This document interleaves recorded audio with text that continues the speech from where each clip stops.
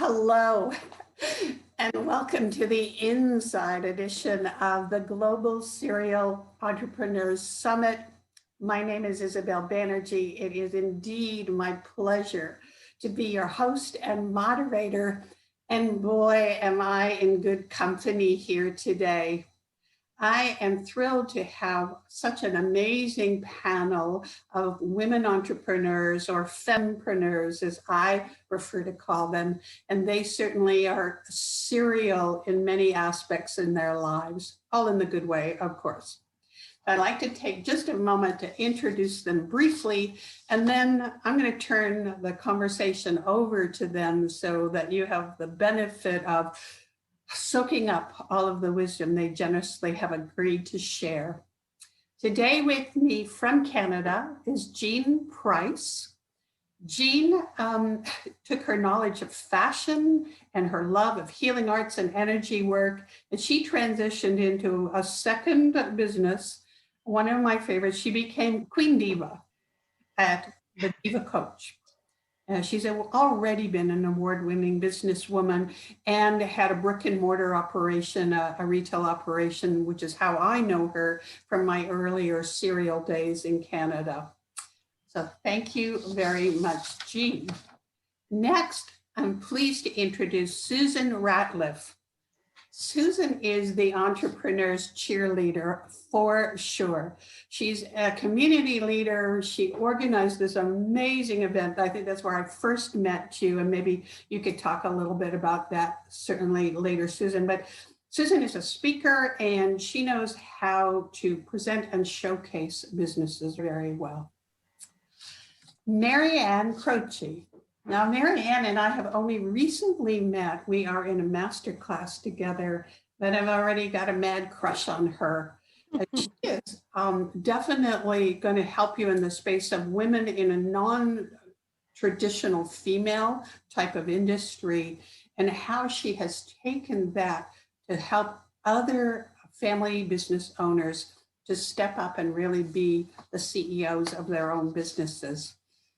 And Nancy Meek, as we were discussing, although Nancy and I don't think we've ever met personally, I have followed her on social media for a while and only recently came to know she's really a serial entrepreneur and a serial career person in many aspects. And I can't wait for her to share more about herself too. Here we go. Fasten your seatbelts because you're about to have your minds blown with the collective wisdom in this interview. Now, to get us started, the Global Serial Entrepreneur Summit. This is my first endeavor of this nature, but it brings me great joy to bring women together truly with a global perspective to share their experience about starting businesses, building businesses, closing businesses, breaking up with businesses, so that maybe there will be something that resonates with you and help you make some decisions for your business. We have 9 general themes for topics for our summit, but it's really whatever our speakers feel is the right pearl of wisdom to share with you now. Jean, you shared in your speaker's profile that you wanted to talk a little bit about what it means to break up with your business and how you recognize the signs. Thank you, Isabel. It was after being in business for 25 years and seeing the changes, and it changing and letting it go was like losing a child. We started it, it was a little baby, and we nurtured it. And when I say we, my husband, Fred, was my partner in the clothing business, and watched it grow and peak and open 2 shops. And it was my life. And then he got injured. And I had to make a big decision. Did I want to do it by myself, or did I want to do something else? And because it was quite apparent that he could not continue in the way he had before. But it took about 1.5 years for me to come to grips with it. And then at least another year to feel okay about it. There were a lot of tears, a lot of letting go, and clients that were customers that had become friends. So I know what it's like to have to stand back and get out of your heart, because that and put it into my mind and see the big picture, because I was holding on because I wanted, that's all I knew at that time. And so it was a big, scary step. But I find mentoring people, and women in particular, to encourage them that there is more than just one life out there, that you don't have to stick to it. And I find two women in my age bracket, we were brought up, or I was anyways, that when you start a business and you just kept at it, you were a failure if you gave up. And so that was some of the mindset that I had to overcome as well. Yeah, I think the generation, or our generation, was also convinced you stick with a marriage or a relationship or a business. So I know, Susan, you've got experience about raising a child, a baby from birth, a business up through maturity, and then selling it, I think maybe a couple of times, right? I'm in the trade show business. I'm considered an exhibit expert.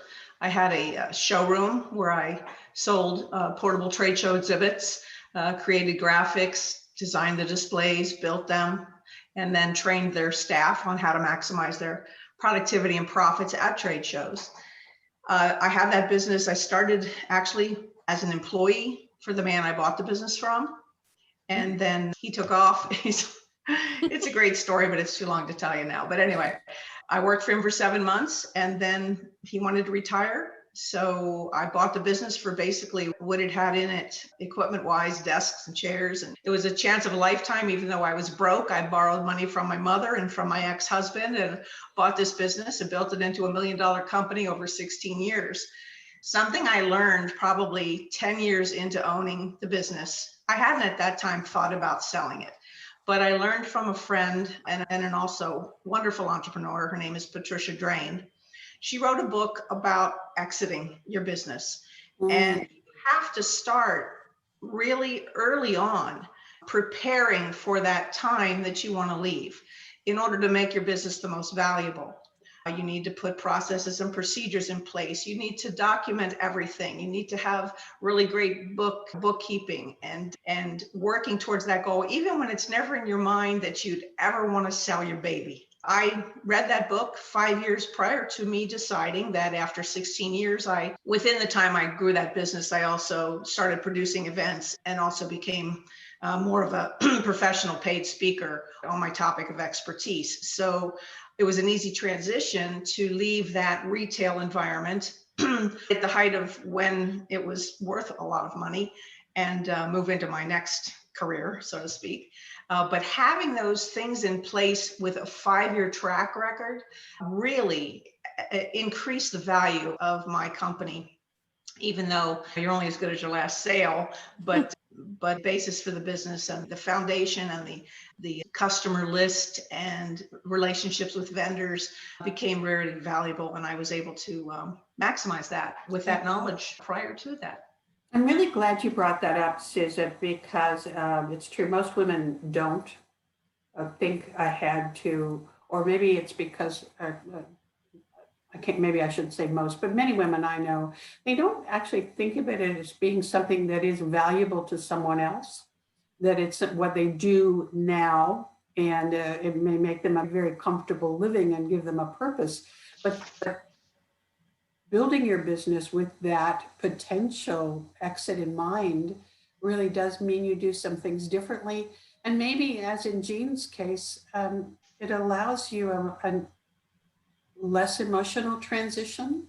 You aren't needing to just extract yourself from the business, but you have a plan for the business to go on and say maybe go off to college. The baby goes to college.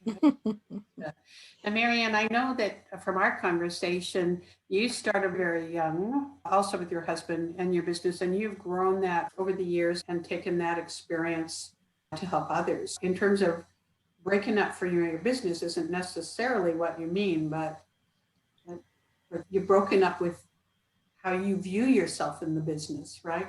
Yeah, absolutely. I think our identities are really Mm. tied into our business as, Yeah. business owners. And as both Susan and Jean were referring to, planning ahead is so critical. I think that the skills and the experience that we have is very transferable. So when we can take that into our next venture and realize that we have the credentials, we've already done the work. We think of people of being an overnight success, but Mm. there's a lot that went on, right, over the years to get us where we are. Absolutely.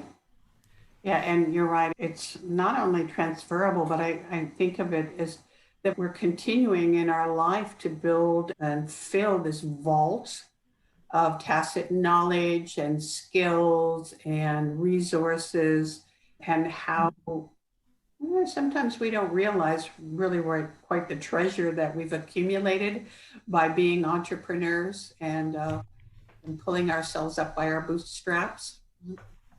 I spoke to a gentleman years ago. He was in the construction space, and he was telling me how he was always in the field. So he identified himself as always being in the field and working physically. And then he had an injury that happened overnight.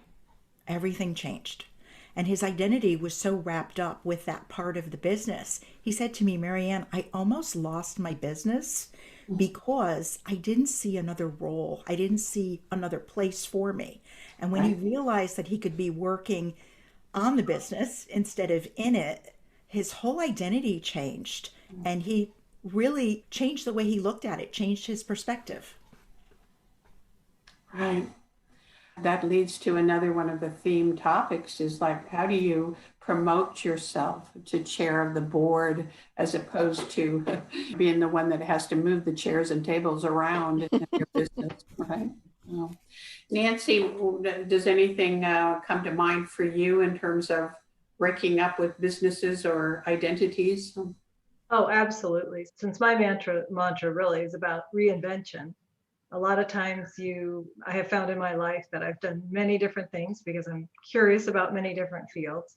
So from seeing patients to clients to now having a women's group, I find that especially when you get to our age group, we have so much more to bring to the table anyway. And I run into so many gals that are really insecure about making the change. And so I want to always encourage them that you have way more to bring to this than you realize. Yeah. And it's a fear factor for sure, getting out of your comfort zone. And Mm. it's tough. And I even had a business for a while that I didn't talk to you about, but it was an e-commerce business where we built avatars to try on the clothes, and they were customizable. And it took Wow. years and a couple of IT teams. Cool. And I was so heartbroken when I had to break up with that because I had been so invested in it and I thought it was so cool, but it had never really been done before. And at the end of the day, there wasn't really a profit margin that was going to make it viable. And so I had to just make the hard decision. And it's like letting a baby go. I'd worked night and day on it for years, but sometimes Nipping it in the bud is hard. Instead of continuing and wasting money, so many business owners, women especially, continue to dump money into a losing cause. I remember one event I attempted to produce. It was a conference revolving around baseball.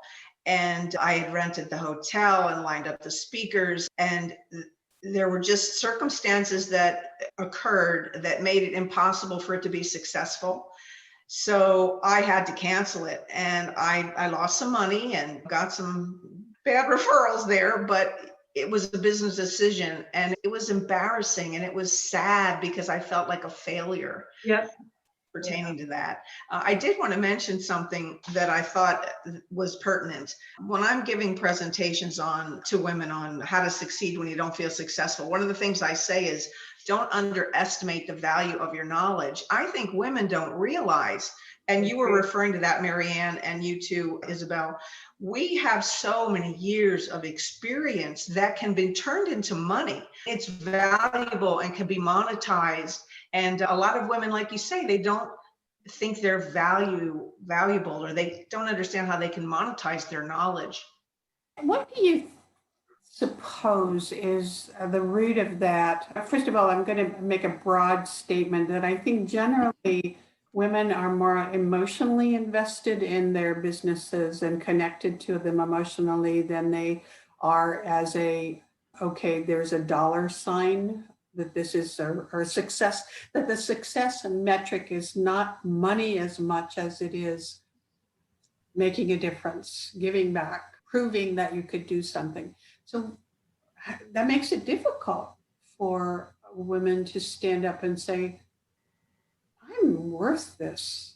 And the price that I'm charging has to be higher because I'm giving so much value. Thoughts on that? Yeah, I think that as women, we do a lot and we have a lot of experience. And as Susan was saying, we underestimate the value of that. I think what actually happens to us is over years we develop skills or we're using our intuition and it comes very naturally to us. We're in our zone. So you get to the point where it actually is easy. You love what you do. It doesn't seem like work. And I think there's a little bit of a tie in there with the value. We think that something has to be really difficult and we have to struggle with it for it to be valuable. But when you're in your zone and you're comfortable, we underestimate what exactly the value is to that. And I see that more so with women. There's something I found as when I was on the board of NAWBO, and I think that's another place we met, Isabel, is the National Association of Women Business Owners. Maybe many of you have been a member. When I was on the board of directors there, it was a consistent philosophy that they feared making money. Women wanted to be altruistic. They wanted to they wanted to help people and be the community contributors. And of course, I think to all of us, that's extremely important. But they tended to make that not as important as making money. And it always confused me. Why is it so bad to want to make money with your business? When you have the money, then you can donate to charities and spend time in the community. Absolutely. And it always disturbed me because they always had this emotional, self-deprecating philosophy about their business. And I did a lot in service the community and contributed and donated, but darn, I wanted to make money too. And they seem to not feel that's on a higher level or something. I don't know. Well, that's true, but I think, because I think we tend to just be givers. And so I know, like with our women's group, because we do events as well, and we did much larger ones before COVID, but we were always really reluctant to charge much to the participants that would come because we're like, we really want to give this value. We want to make it affordable to every woman. We want everyone to be able to participate. And you just get so caught up in what you're trying to do with your purpose that you forget it is a business and you are giving value and you've invested time and money doing this and you should charge. That's another thing. What do you charge? That's always been difficult, don't you think? How do you value it, really? Yeah. Right. What do you charge? And for the people that say, oh, that's too much, they're not your people. That's right. That's Right. They're not your people. Because look at, I think that I can safely say that you've probably all realized the value of investing in yourself. Much. Up level your mental state, your emotional state, your physical state, your confidence as a business person and as a leader. Why do we assume for some of our clients that they wouldn't want to invest that in themselves and go, oh, we've got to make it free or less than free for you to want to? It's also a fear. Will people pay it? Especially with events, Nancy. My women's business expo was, I started out at $59 and then I was able to raise it to $79 and then $89. And then you wonder, what's the threshold? What are they really willing to pay? Or if I brought it down to 25, how many more people could I get? It was really hard to decide. Yeah, that's true. The last event we had was a year ago this month, January, before things really got crazy. And we were in a helicopter hangar. We had helicopter rides being provided. There was food, speakers. Wow. And one of my partners was especially stringent about it. She said, we had sponsors, so that helped a lot offset the cost. But I said, we easily could charge people to come. We're giving them free food and drinks, and they're getting gifts and speaking. It's worth a lot. And she was especially strong on we really want everyone to be able to afford to come. And so that was a little debate we had about it. So we just saw different sides of the same thing. And it definitely could have garnered a higher fee than what we charged. But Yeah, how much is left on the table? I've always wondered that. How much money did I leave? Yeah, and were they coming for what you were offering or just because they could get free food and drinks? I don't know. apparently the speakers, we had great speakers, and it was interesting because we had gals that were very young and gals that were not very young. And that was an interesting crossover that we hadn't expected. So I think they liked the networking capability, being able to talk to all these other women in the same mindset and everything too. So yeah, lesson learned. We'll definitely charge more when we do it again. Sounds like a cool event. It was Yeah. so I hope she can do it again. I want to go. Yeah. Yeah, me too. Yeah. What I have discovered over the years is that I'm not for everybody. And that's one of the women's problems is earlier, you want to give it to everybody or sell right. to everybody. And Isabel, when you said they balk at your fee, when that happens to me now, because of the coaching and the mentoring that I've had, then I realize then for some it's not, for some it is too much. So you're not my client. I have put my fees, my coaching fees, to the point where it works for the people I want to work for or with. But money is a biggie. Men don't have a problem, at least the ones that I've come in contact. They'll brag about everything. Oh, I did this deal and oh, I did that deal. But as women, we seem to be embarrassed by the fact that's that true. and we have, that's a big thing we have to get over and stop apologizing. You are an intelligent being. You have the wits, you have the knowledge, and sell it. Don't apologize for it. Thank you so much, Jean, because that's one of my huge peeves with women who walk in the door in the boardroom and they start the conversation by, sorry, I So do I. no, please. I mean, it's the most self-sabotaging way that you can start by, you've got something to share and you've already told me that you're not worth listening to because you don't want to hear it from yourself. And I'm sorry. And I understand. So, okay, how the heck did we get to this way? Without getting on the couch and going deep into psyche stuff, why is it that women have had historically this feeling of the meek will inherit the earth and being proud and confident is vanity and that's a sin and that money is evil and da da da da da da da. When are we going to get over that? I think it's coming. I think the younger generation don't do the apologizing like we do or did. It needs a lot of coaching. And I work a lot in what I call the woo field. And those kind of healers and workers, they are so caught up in that it should be free, that they should, excuse me, you've worked really hard for your expertise. You should be compensated for it. And that's one of the things that I try to get across to them is stop apologizing and you are worth it. And it starts inside.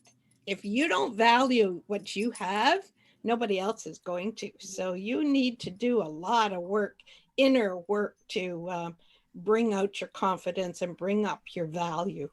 Yeah, I equate what you said, Jean, to the old adage about the starving artist. Yes. You know, how incredibly gifted they were in the magnificent works that they created for us that were only valued after they were dead. You know what? If you don't make any money and you don't feed yourself and you die, you're not helping anybody. That's right. How do we switch this around? And I'm also curious for your thoughts on, you said that you're seeing with the younger generation more confidence in that area of value and a different perspective? Who taught them that? I think social media. I think watching, and there's a lot of negativity and a lot of negative about social media, but it also, they get to see their peers succeeding and, oh, she can do it, I can do it thing. Where when I was starting a business, there weren't computers, there weren't internet, so it was all trial and error. I also think mentoring is totally so important for the women who've been there. And it was interesting when some of the people that I've mentored or coached, things that they would ask, I just took for granted that everyone knew. They don't. We need to be open. We need to share. I loved we're helping them up, because it can really be challenging out there. I couldn't agree more with Jean. I think that the younger generation is learning from the older generation, right? And I know growing up, I felt that a lot of women my age were in a supporting role to their husband's career. Yes. So even if they did something on their own or started working, it was still more of a supportive role. And his career was the main career. So I think that's where a lot of that comes from. And now these younger women are seeing women who have made it. Yes. And they're willing to share. They're willing to let them know what they've done, how to navigate through. And I think that makes a big impact on the younger generation, so that they don't see themselves in that supportive type of career. They're identifying and saying, this is what I do, and I'm going to own it, so that when they walk into that boardroom, they walk in confidently. Another issue on this is that those of us who have been successful, to share our mistakes and our unsuccesses, so that people know that you can go through struggles and challenges and overcome them and still come out on top. It doesn't have to be total disaster. So I've found that that makes the difference with when you're speaking to entrepreneurs, to let them know that it's not all terrific. There's been up and down and roller coaster ride. Myself, I've had just an incredible amount of roller coaster rides in my travels and journey to success. And I'm willing to share the problems, what the mistakes I made so you don't make them, and also how I resolved them. I think men are reluctant to do that. Women are really more willing than men to do that. Absolutely. There's the ego factor of not admitting it was somebody else's fault. But I feel the same as you, Susan, that maybe one of the most valuable things I can do is to share with other entrepreneurs what not to do. Right. Because I already got the trophy for screwing that up. Yeah. And so it's that vulnerability, right? The honesty that says we all, I'm sure, know some coaches that are painting this picture of, you just follow my process and you do this and this, and you are guaranteed to have an 8-figure business, but they've never had one themselves. Oh, I hate that. I hate that. Oh gosh, a lot of that around too. I call that the weekend coach lesson. You know, I'm a coach now because I took a weekend lesson. I go, oh my God. But if you get to be with us, where we've actually been in the trenches, got the scars, it's a lot more. Sorry, Maryann, you were going to say? No, I think that's where the gold is. It is. Oh, yeah. I've learned so much from my mistakes. The gold medal of mistakes. That's what we all have. And I feel like that with my daughter too, that we have a different generational type relationship than I did with my mother. And not only is she being influenced by social media, but she sees what I do. She sees what women around me are doing. And I think we're much more open and like-minded about how we communicate. And I think it gives her a vision of what she could do on her own as well too. Whereas my mom was a stay-at-home mom, and it never occurred to her to be an entrepreneur or do anything like that. So while she was very supportive and encouraging, it's not the same as what this generation of moms is doing, I think, in a lot of ways. I had a recent experience with my granddaughter, who heard the expression lift as you climb and said, well, what really does that mean? And when I explained what that meant to me, that our success in life comes from being the best that we can, but also helping others to be the best that they can, she was like, wow, nobody told us that at work. So I did a presentation for her and her colleagues about how you become more successful yourself by helping other people along the journey. Right? Yes. I love that. Don't rule out the boys. The sons are also Right. picking up on this as well. That is true. My son has definitely acquired some good knowledge as he pursues his real estate career, watching his mom grow her business and falter and overcome. So the boys also are listening up.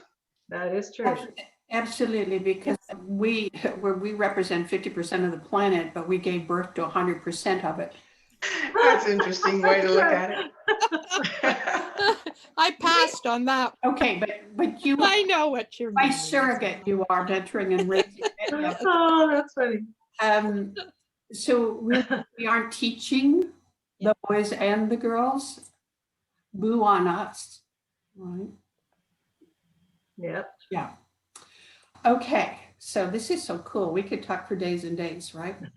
Yeah. Okay. Yeah. So we're all going to fly up to Lake Huron and just have a great time. One topic that hasn't come up, but I think this is a perfect panel for it, is the decision about being the leading lady or the co-star in your business. My model, the encore, is all about the theatrical metaphors. What are the factors that each of you would share in terms of whether you are the solo, you're the star, the lead of the business, or having a partner, and what are the lessons learned from those experiences? Maryann? Yeah, my husband and I opened up our brick and mortar in 1999. And it was interesting because he was the automotive technician that always wanted to own his own business. And my background was in banking and management and customer service. So I actually said, okay, I know we come from two different worlds. My family had owned businesses in the past, his did not. So we actually took a 6-week course that was local about starting a business. And it was great that we did this because he knew what lane he was going to be in and what he was going to focus on. And I knew what I was going to focus on. We had different skill sets. So having a partner was a great way to support one another and cover what I call is both sides of the business, right? The business side, all the back end stuff. But there were also challenges as well because we had to learn how to work together. And when he was struggling with something new or I was struggling with something new and we were building skill sets, we could support one another. We had 3 small children and our business was an hour away. We had to find a way and we would support one another. But the big challenge is when we were both struggling with something at the same time. It was really hard to see the other person and their challenges because you were dealing with your own. So those were probably the hardest times for us. And once we sat down and figured out what that was and we were able to unpack it, then we were able to support one another and stay in our lane. And then for me, the big thing is to get help because I was just working so many hours that I knew that I needed to get some help. And yeah, I think that was one of the biggest things. Even if someone isn't working in their business with a partner, because today many people are working from home, I think that having that support from the people in your home is huge, even if they're not working in the business. Exactly. Nancy, did you have a partner in any of your enterprises? I do. With the women's group, there are a couple of us gals, and the beauty of that is it does bring different strengths to the table because we each have a little bit different piece that we're the best at. And so when we can combine those, when we meet and try to collaborate and somebody's strong in this part, they can do that, and somebody else brings this to the table. It was a good synergy as long as you have the right partners, because we can all come together and make it better than it was by ourselves. And then in my other group, I run a wine club, which is just for fun. But anyway, and that I do by myself pretty much. But I have an assistant who I love and trust, and she's just a huge help. And she might as well be a partner really too. But I find that I like to have that collaboration, someone to bounce things off of and fill in the pieces that I might not be thinking of. And I think it can be really handy for sure. Jane, you've I'm the Queen Diva. This would end for your information. DIVA is an acronym for delicious, intelligent, vibrant, abundant woman. Oh, So that's what I want for the women that I coach and work with. But it is lonely at the top when you're a solopreneur. And for 25 years, I was in a business with my husband, Fred. So as Maryann says, you had somebody to talk it over. He still is on the peripheral. When I have a problem, I'll talk it and I talk it over with him. And he has a different perspective. And so that helps. But I've also used mentors and coaches. I love learning. And so I always have somebody in my back pocket that if I have a problem, I can call or email or text. So that does help too. And going inside, meditating, that's what brings it all together for me. Yes, it's a different life. I've done both, and I'm not quite sure which I would recommend. It depends on your personality too. So I've had just the opposite situation. I had bad experience with a partner. Oh. I'll never have a partner again. oh no. And as I grew the exhibit business, it wasn't in that business, but when I had my exhibit business, I had as many as 7, 8 employees. And I think probably one of my biggest downfalls was that I wasn't the best manager. But when I tried to relinquish privileges and responsibilities, I found that people did not have the intensity, the motivation, the work ethic that I had. And I was always reluctant to release responsibilities that were not being done up to par. When I finally, after 12 years or so, decided to relinquish some responsibilities and sit back and let other people take some leads, the 2 people that I allowed that to happen with ended up leaving me and starting a competing business and stealing my database. I would say I'm gonna be the top gun and continue to be, although I will generously provide. I don't micromanage, and I also really enjoyed getting knowledge and support from women's organizations and the Chamber of Commerce. So I didn't have partners, but I had plenty of smart, intelligent, successful women around me that I could throw things off of and bounce things off of. Good. Look at how those bad experiences now have given you that expertise to mentor and coach and help the ones and share. That's right. The ones coming up. It's a good story if you want to hear it. Some of the things that other people need to look out for, maybe red flags, things like that, that you going through it, you now know. So there's a lot of value in that. Yeah. I think you're inspiring a theme for a future summit. Now that I'm earning my virtual summit badge, I can graduate and go on, right?